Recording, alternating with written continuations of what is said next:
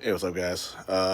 Because graduation season is upon us, real quick, this is something I bought from Impact Horns. It's a train horn, and it all goes off a Milwaukee drill base, right? That's a little compressor right there, and you boom. It's super nice. I use it for graduations, softball games, and yes,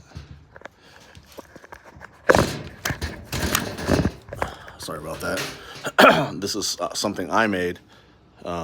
Use two car horns, and I actually have it on a DeWalt drill body and adapter, and there you go.